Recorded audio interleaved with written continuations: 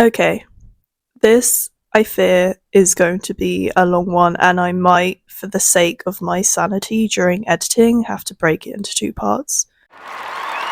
Because I wrote a 9-page script for this, and normally my notes only go up to like 5 pages maximum, and I still managed to yap and bring it up to like the half an hour mark. So I'm going to try and make this short and sweet, but I don't know if I can. Also, I still have a bit of a sore throat and I still have a bit of a stuffy nose. So if that comes through during like any part of the recording, I'm so sorry. Also, another disclaimer, I know nobody asked for this. Okay, I'm not an expert in any of these subjects. I don't know what I'm talking about. This is just my opinion and just my interpretation of things. Please take everything that I'm about to say with a grain of salt and work it out for yourself. If I say something that you do not agree with or that you do not resonate with or whatever, that's fine. It's really not that deep. I guess I just wanted to talk about these things and put my perspective into the mix because it is one of those things that I feel really passionate about, and I know like nobody cares. Like the conversation is just, I don't know. I feel like the conversation will always be relevant. And it really does get to me because, wow, I remember my friend drove me back to my flat one time after like one of our evening classes. And whenever she did this, we always ended up staying in her car and talking for ages about the most random things. And one night we ended up having a really long conversation about this. And we kind of just spoke about how, Disney princesses are kind of being demonized for their femininity, for being soft and kind and gentle, and, people demonizing that or saying that, they're not role models and essentially demonizing femininity. I say femininity, I suppose, in the traditional sense. I know everyone has their own take on these things, and I don't want to take that away from anyone. To me, this is just my opinion and how I understand things. Again, take it with a grain of salt. If it doesn't resonate, that's fine. I'm not here to make you believe what I believe. I'm just here to share what I think on the subject. But yeah, when I say feminine or femininity, I am referring to traits such as, softness or being gentle or being kind. Maybe taking a step back, letting things unfold, or observing things, but things that I suppose are traditionally seen as more feminine, and things that somehow have been seen in a more negative light because they are seen as more feminine, because apparently femininity is bad now.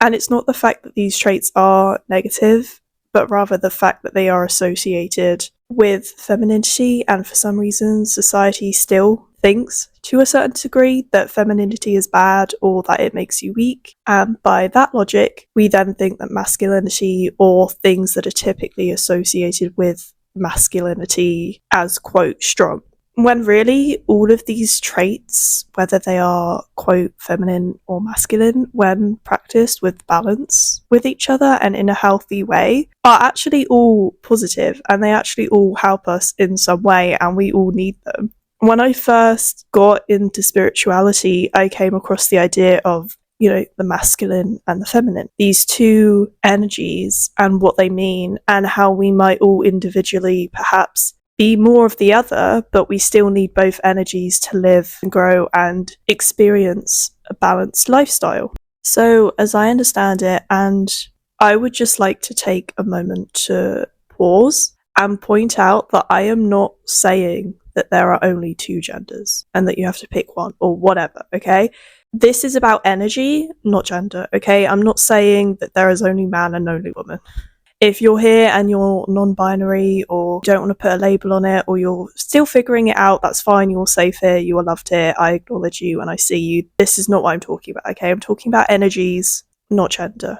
But what I mean is, I was introduced to this idea of the two energies, one being masculine, one being feminine. And how it was explained to me and how I understand it is that masculinity has traits such as strength, protection, action, initiative, logic, reason, stability, integrity, courage, assertiveness, just to name a few, right? Femininity again, as it was explained to me, has traits such as creativity, compassion, nurturing, communication, maybe slightly more restful, sensuality, gentleness, again, to name just a few. And again, I'm not saying if you're a woman, you must be all feminine, and if you're a man, you must be all masculine. That's not what I'm saying at all. Of course, I've just named traits that we all have and we're all capable of having. Whether you are, man, woman, non-binary, whatever you identify as, whoever you are, we all have these traits. This is just how I make sense of the world right now and where I am in my spiritual beliefs, and this is just something that I resonate with now. And I'm not saying you have to resonate or believe this or follow this as law. I'm just trying to explain that these are typically traits associated with these energies. But neither is better or worse than the other, and we all need each of them, again, to live a healthy, balanced life. For example, I would say I'm definitely more feminine. I'm definitely more in my feminine energy. I love being feminine. I love being in my feminine energy. But of course, I still do have and use, quote, masculine traits in my life. Absolutely. There are always times where, I have to be more logical, or I have to have courage, or, work and take action towards the things that I want. And, I enjoy working and working on projects. I love being creative, but that's also taking action. Both is within me and both is balanced. I know this is a lot to take in, by the way, and I'm probably not the best person to be explaining about this because, again, I'm not an expert in any of this. This is just where my beliefs are right now. For me, at least, it was a lot to take in, and please just let it sink in and decide for yourself. Because I remember there was a time when I was at university, we had to do one of our assignments, we have to make a project or whatever. And my project was about exploring femininity and stuff. And I tried explaining this concept to another student because we were asked to basically explain our ideas to the person next to us. And I was sat next to this really lovely gentleman. He was a mature student. He was very lovely, quite grandfatherly. But he got quite confused and he said, well, if you're saying that they're different, you must be saying one's better than the other, which was not what I was saying at all. I was trying to explain to him that yes, these traits are all different, but that's a good thing because we all need them to live and we all need to balance them within ourselves. And he just, I don't know, he couldn't get his head around me trying to explain to him that yes, they're different, but that's a good thing and we need all of them.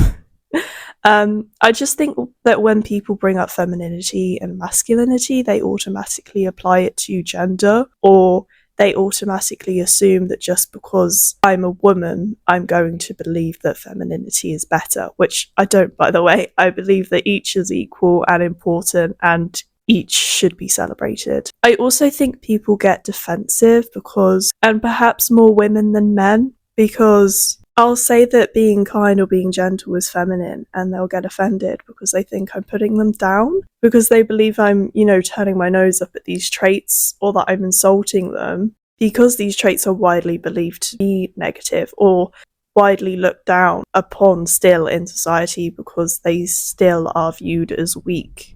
And I get it. I really do. I have always been typically, like I said, more feminine. I've always been more gentle and kind and emotional, if you like. I tend to follow my heart when others say that I should be more logical. I was always told as a child that I was too emotional and too sensitive. I cried too much. And as a teenager, I was too kind and too nice. I gave away my energy to people who maybe didn't deserve it. I gave second chances to people who maybe didn't deserve it.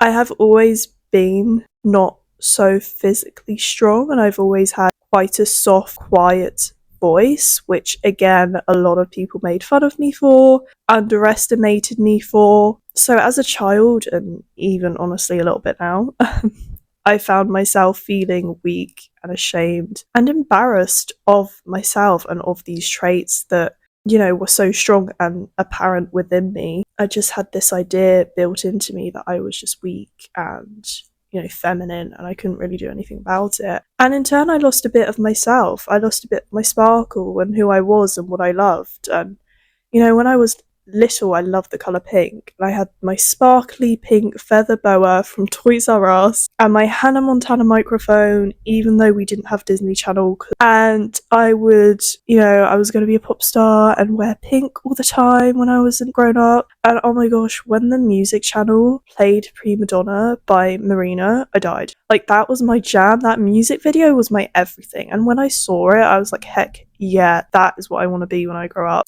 But I fear, unfortunately, girls rejecting pink, or, even young boys, young non-binary people, whatever. Young people rejecting pink as in their teenage years, but especially early teenage years, is a canon offence, and I cannot interfere.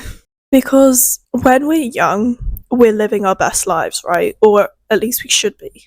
I was very lucky I had a great childhood. But when we're young, we should be living our best lives, right? I'm sorry if you weren't. But we're following our hearts, we're seeing the best in people, we're gentle, we're kind, we're compassionate, we believe in magic, we believe in our dreams, or whatever.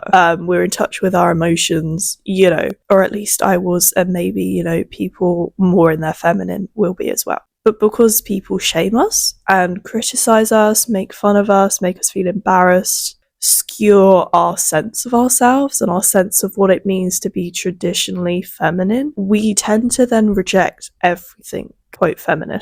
So we reject those parts of ourselves internally, but we also outwardly want to send a signal to the world like, hey, I'm strong now. Quote strong, right? Being a weak little girl or boy or person, like, no, I'm not that. No, pink, I don't like pink. Like, we throw parts of our identity out, both mentally, emotionally, and physically too, right? And I think these films, these Disney princesses, they're all about exploring strength in different ways and what it does mean to be strong and what it does mean to take charge of your own life or destiny or whatever. And I think for me, especially after watching the live action Cinderella, she is one of the most strongest Disney princesses to me. I'm sorry, and they are all strong in their own way and in their own right. But it frustrates me that these people, and more specifically women, are coming out saying, oh, these Disney princesses are so weak. Oh, they're a bad example. Oh, I'm not letting my children watch these films because it's just not something I want them to aspire to. And I'm sat here thinking, well, why the hell not? All of these, classic Disney princess films, so, Snow White, Cinderella, Sleeping Beauty, Belle from Beauty and the Beast, Jasmine from Aladdin, Mulan, Tiana from Princess and the Frog, Pocahontas, Ariel from Little Mermaid. These are all very unique princesses and characters who, to me, are also strong and capable in their own ways. But I think the beauty of some of their characters and their personalities gets lost on people. And it makes me feel so frustrated. And I just think, great, we're still doing this. Like, we're still doing this. Like, nobody is safe. No woman is safe. Even the Disney princesses are being compared to each other. And we can obviously draw clear examples, like Mulan wanting to fight and rejecting expectations put on her by society. That is so inspiring and so empowering for viewers. Or Belle from Beauty and the Beast, reading and learning and wanting to empower herself with education despite being judged and mocked for it. Again, a brilliant lesson and so inspiring for children and adults to see. Tiana from Princess and the Frog, she was hardworking, she didn't take BS from no one, she got the job done, and, she worked hard for what she got. Again, a great example of what hard work can reward you with, I guess. But then we get some other princesses that are not praised and actually put down or mocked because, quote, they're not a good example to young girls. And I have to say, I disagree entirely with that BS, to be honest with you. As a feminist, I disagree. If my future children want to watch Snow White or Cinderella, they bloody well can. And you know what? I will be there watching it with them because they are good films that make me happy. And yeah, I would also like to say that yes, I'm a feminist. No, I am not a crazy person who hates all men. Okay, let's just clear the elephant in the room, acknowledge the Ellie, because oh boy, I remember the day I was talking to my brother and I must have been about 13, maybe 14, newly discovered feminism, and I was like, well, equality for everyone, no matter the gender, and everyone gets along and is treated with respect. Heck yeah, sign me up. I came home from school and me and my brother were talking, and I told my brother, I said, hey, I'm a feminist. And he looked at me with such disgust and he said, oh, so you hate me then? And I was stunned. I was so confused. And I said, what are you talking about? And he said, well, all feminists hate men. And I said, no, I love men. I think men are great. I don't know where you're getting your information from. And he continued to argue with me back and forth. And then eventually he Googled it. And then he came back and he said, oh yeah, sorry. So he believed Google over me, but hey, the point is, I don't hate men, but yes, I would consider myself a feminist. But the point is, again, I'm a feminist, and yes, I would let my children watch these films, okay? Because first of all, I watched these films when I was young and impressionable, shall we say? And nothing terrible happened to me, okay? I'm fine. I'm not sat on my arse all day waiting for someone to save me. I'm not throwing away all of my life and all of my happiness for someone else, okay? Because apparently that's what people fear will happen to their children if they watch it. Because apparently that's the only thing that they get from these films. Which is so frustrating. Because I feel like these films, again, have really beautiful messages in them. Not only for children, but for everyone. And just very important lessons, life lessons that we all need to learn and relearn and remember and come back to. I'm going to start with Cinderella, and I will be referring to the live action and the original, so bear with, because I think the original gets a lot of BS thrown at it, and I think the remake, yes, they changed a few things, and you know, she rode a horse, woo, girl power, but the character overall stayed true to Cinderella, and you know, her values and her character, you know, she was kind, she was gentle, she was positive. They didn't turn her into some fighting warrior that all girls should look up to and turn themselves into.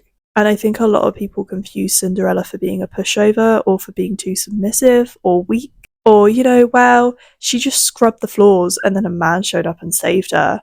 And I think that is just not the case. First of all, in both films, she remains positive and tries to find the good in her situation. Can you imagine how much worse her life would be on top of all the shit she had to go through if she decided to just give up and be miserable and sacrifice, you know, her essence, her personality? No, she sung, she spoke to the animals, she decided to make the best out of it. On the other side of that coin, she didn't just suck up to them. She didn't desperately beg for her stepsister's love and approval. She didn't grovel on her knees. She was polite and did her chores because that's what she had to do to get through an awful situation.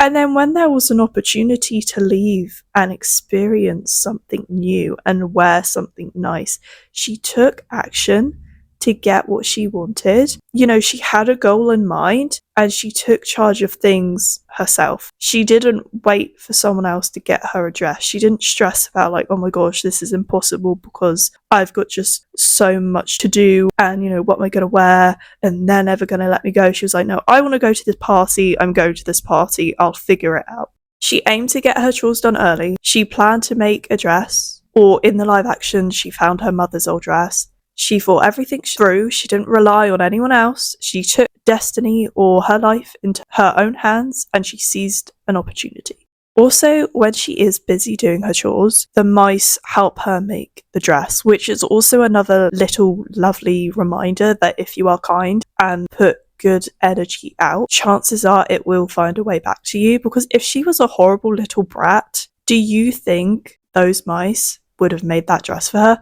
Heck no. They would have just ate more cheese and chilled. Another thing that I think people get really confused about is her intentions of going to the ball. A lot of people say, oh, well, she just waited for the prince to save her. Again, not true, in my opinion. Again, just my interpretation of the film. But like I said, she wanted to go to the ball, so she took charge and went to the ball. But I don't think she saw the invitation and thought, oh, wow, the prince is looking for a wife. I'm going to go so that he can fall in love with me and then save me. I think she saw the invitation and thought, wow, everyone's allowed to go? Oh, heck yeah, I'm out of this hellhole for the night. I'm sure she just wanted a break and to be able to enjoy herself and wear something nice compared to the rags she's in all day and have fun and possibly meet new people who don't treat her like dirt. We forget she's like been sheltered, she's been treated horribly, she has no friends and no support. So I don't even think she's thinking about a husband. I think she's just thinking, wow, it would be nice to have a friend who does not have a tail and stinks of cheese all the time. Also, yes, in the live action, she does mention going because of Kit, who is the prince, but she doesn't know that at the time, and she says that she wants to meet her friend there. And again, I don't think she's thinking about romance at this point. I think she's thinking how nice it was to have someone to talk to, because when they meet at first and he's hunting, they talk and she asks him to spare the stag's life. He's shocked by this, he kind of laughs it off a bit, but in the end he does listen to her and he values her opinion. And she actually does have a big impact on him. So again, she probably just wanted someone to talk to and felt like she was listened to and valued. At the end of both films, Cinderella marries the prince and either becomes the queen or soon to be queen. I know in the original, the prince's dad is still alive, so yeah, whatever. But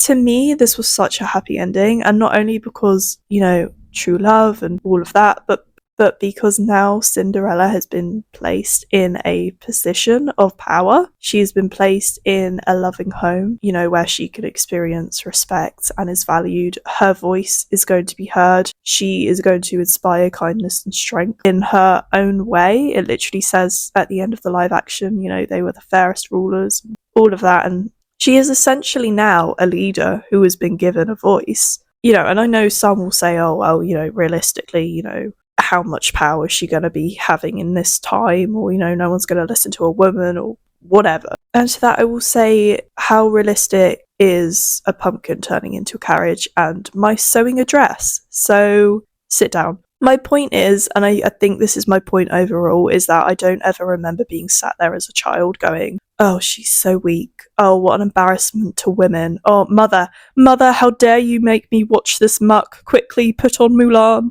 She's making me want to sweep the floors. No shade to Mulan. I love Mulan too. But I was never sat there as a child thinking that. I was just watching her thinking, wow, she's so beautiful and she moves with so much grace and kindness, and wow, she must be so strong, because if that happened to me, I would have cracked. Like, I don't think I would have handled that. And wow, she's just so amazing for getting through and staying true to herself. And wow, she's so brave. Same with Snow White. I remember thinking how Snow White was just so brave and strong, because yeah, Cinderella went through awful things, don't get me wrong, like, we're not trauma comparing, but Snow White literally had a price on her head, or rather her heart, but still. After an attempt on her life, she is forced to run away and never return, start her life over with essentially nothing but the clothes on her back. And that would have terrified me too, babe. And even though she was scared, again, she still tried to make the most out of her situation. And yes, did she cry? Did she have her moment? Of course she did. I would have done. If I nearly got my heart cut out and then was forced to run away into a terrifying forest, I would have been on the floor crying too. And unlike her, I probably would have never stopped crying. But then she found that grubby little cottage, and instead of being like, damn, this is a shithole, she was like, wow, I've come across this house and I see its potential, and I'm going to clean it up a bit and I'm going to turn it into the cottage core crib of my dreams. And then I'll have a little rest, because damn, today was weird. Was it an ideal situation? No. But she still took action. She still had a vision and a goal in mind, instead of just sitting around being miserable and accepting defeat. Also, I would just like to point out how terrifying that scene in the forest was. Like, that terrified me, that traumatized me. Even now, it still kind of scares me. You know, I'm 23. Like, when she runs into the woods and it's just so dark and gothic and like vibes, but also terrifying. It's also, I feel like, as well, a really good metaphor for when everything feels awful and or overwhelming, and then you have a really good cry and you feel a bit better, because she freaks out about the dark forest and all the eyes watching her, and babe, I would too. But then she cries, she like closes her eyes, she cries, and then when she opens her eyes again, it's light again, and there are cute little bunnies staring at her. You know, we all need a good cry sometimes, and I think that is the perfect metaphor. But anyway, I digress. My point is, similar to Cinderella, Snow White tries to make the best out of her situation without sacrificing feeling, without sacrificing her emotions, without being toxic positive. And again, her kindness saved her. Do you think that huntsman would have spared her life if she had been a total brat? No! He would have been like, hey, keep your cash, I'll do it for free. Like, I think for me, again, a lot of people accuse Snow White of waiting for someone to save her. And I know, of course, she does sing I'm Wishing at the beginning. I think that's the name of the song, but don't quote me. All about wishing for her one true love, which again, as a child, I never watched this and thought, wow, what a weak loser waiting for love. Again, it kind of just made me impressed by her strength and positivity, because I was like, wow, despite her situation, she is still trying to entertain herself. She still believes in love, and she still believes that there is perhaps someone out there for her. And she still kind of then as well knows her worth, because she still believes that there is someone out there who will love her properly. I think it's so easy to compare yourself or think that you're not worthy of certain things or that you need to change. But for Snow White, she still is looking for love. She still believes in love. And maybe it's not that deep, but my interpretation of her singing that was always, oh wow, she's hopeful and things are going to get better and she's not giving up. It's her little sort of act of rebellion, like, hey, I'm still here, I'm still me, and I still believe in love. And to me, that is strength. I think we put so much credit on being loud and being a fighter and, you know, physical strength, which is amazing. And they're amazing, they're great. But that's not the only kind of strength there is. And Snow White and Cinderella both present this idea of mental strength, emotional strength, this quiet resilience. And I think that is just as valid, but it's not as valued. Like I say, as a child, there were times where I wanted to change, where I thought I was weak, not strong enough. I wished I wasn't as gentle or as quiet. But these princesses showed me that actually there are different ways of being strong, and that every day everyone is strong in their own way, and each way is just as valid. And, you know, I still deserve love or respect or whatever, just as I am right now. I think it's an amazing thing that they were trying to empower and inspire people with the new Snow White film. I haven't seen it, so I can't say anything about it, but I think just to completely trash or the original was not the way to go about it, and completely counterproductive. I know the leads, Rachel Zegler and Gal Gadot. I'm so sorry if I'm pronouncing their names wrong, by the way. I feel so disrespectful when I pronounce names wrong, but I am dyslexic and I have real trouble pronouncing words sometimes, so I'm so sorry for any disrespect. I do not mean it. But I know the two leads, and I guess just most people involved in the film, I guess, was speaking about how they wanted to make princesses, especially Snow White, more inspiring and more empowering. And this isn't hate to any of them, especially Rachel. I love her so much. I think she has the voice of an angel, and I truly do believe that it was coming from a good place and from the heart. She is definitely one of those celebrities that I love a lot, and I truly do believe that she is just so lovely and she is an incredible actress. But I think trashing and talking down about the original film and character, you are then essentially shaming and putting down not just girls and women, but essentially everyone who enjoyed the film and resonated with the character or sees a bit of themselves in that character, or perhaps, you know, they drew or draw strength from that character. It is truly an amazing, wonderful, incredible thing to want to make a modern, you know, different spin interpretation on a beloved tale with the intention of inspiring and empowering your audience. I think that's great, it's amazing, but I think they could have spoken about the original in at least a more respectful way than they did at times, because, like I said, just unnecessarily shaming people when we should be supporting. Again, it's just a bit counterproductive. You're empowering and inspiring one set of people, but then you're also kind of, I guess, inadvertently unknowingly, whatever, putting down another set of people who actually do see themselves in the original character and drew strength from that. I do realise my voice is getting a bit raspy now, so I apologise for that, but we are nearing the end.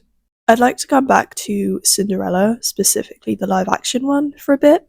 One of the main themes throughout the film is to have courage and be kind. It's what her mother tells her before she passes, it's what Ella tells herself, Cinderella tells herself, and uses it almost like a mantra all throughout the film. They say it so much. Literally, if you took a shot every time they said the C word, you would be blackout before the end credits. But anyway, courage, if we are going back to what I said at the beginning, courage is typically seen as a more masculine trait, whereas kindness is seen as a more feminine trait. But in this film, Ella clearly embodies both beautifully and uses each in balance with the other to get what she wants and move through her life. She uses courage to be brave and take action and guide her towards what she wants, despite it being new, being scary, or to have courage to be herself, even though for most of her life she's probably felt quite rejected. She acts with kindness with others despite her mistreatment, and never loses her gentleness. She tries to see the best in people, like Kit. Despite her experiences with her family and the fact that he is literally hunting an animal that she's trying to save, she still tries to fight for Deer's life, the animal's life, and she still tries to talk to Kit respectfully and with kindness. So, I think this is just a beautiful example of how, yeah, Cinderella is definitely more feminine, but, she uses and has balanced her masculine and feminine to move throughout life in a really amazing, healthy, inspiring way. Another brilliant example of this that I love is Princess and the Frog, Tiana. I love her so much. She's one of my favourite Disney princesses, by the way, and nobody asked. But one time I took a quiz and it was like what Disney princess you are and what real life princess you are. And I got Princess Tiana and I was very happy about that. But throughout the film we see these two characters grow so much. Tiana is very hardworking. She's still, she's still feminine. She's still soft and gentle and kind, respectful, whatever. But she's extremely hardworking. She's very driven. She has a lot of courage, a lot of just drive and ambition, which is great. But we also see that those masculine traits are a bit unbalanced and a bit unhealthy because, she works very, very hard with quite little payoff. She doesn't really like accepting help. She doesn't really enjoy her life. There's no work-life balance. It's all work and everything has to get done. She has all these jobs. She hardly sleeps. You need rest. Girl, you need a rest. Whereas Prince Naveen, yes, he's more masculine and, this charming, lovely, masculine, strong, protective guy, but he is also maybe enjoying life a bit too much. And that comes from a place of love and light. I love him so much. He's one of my favourite Disney princesses. One of my favourite Disney princes. Honestly in love with him, but yeah, he doesn't work at all. With him, it's all play and no work. With Tiana, it's all work and no play. And obviously, throughout the film, we see them balance each other out, help them grow. Tiana inspires Naveen to, work, put a little bit of effort into life, put, others first a bit more. Naveen inspires Tiana to actually put herself first and have a bit of fun. You work so hard, you deserve a bit of fun, you deserve to have a rest. And I think that's just a beautiful, beautiful example of how we can maybe sometimes get stuck in one energy or have it unbalanced. And at the end of the film, Naveen is still very charming, still happy, still playful, but he's learnt to actually work as well. Whereas Tiana, she's still hardworking, she still has her ambition, her drive. She's not sacrificed everything for love, whatever people think Disney princesses do, but she's also letting herself have fun. She's enjoying what she's working for, or what she has worked for. Also, what I love about this film as well is what they did for the character of Charlotte. I love her character so much. She's a bit spoiled, but she's not spoiled rotten. She's not a brat. She still loves Tiana. They're still amazing friends. She is so selfless and brave like Tiana, like when she has to just like talk to these frogs and kiss a frog. You know, she doesn't even think about herself. She doesn't go, she's like, yeah, I will do this for my bestie even though this is gross. And she's always in head to toe in pink, which again is amazing. And I love that so much because, you know, we always see these characters demonized and they're always dressed in pink. And Charlotte is just the sweetest girly ever, and she's always in pink and she loves it, and she's just an amazing character, and they all are. So yeah. Okay, I have not looked at what time we are on. I do not want to look at what time we are on. That is future editing Molly's problem. I hope at least some of what I said made some kind of sense to you. I hope it maybe put some things into perspective. I hope it helped you. I hope it helped empower you.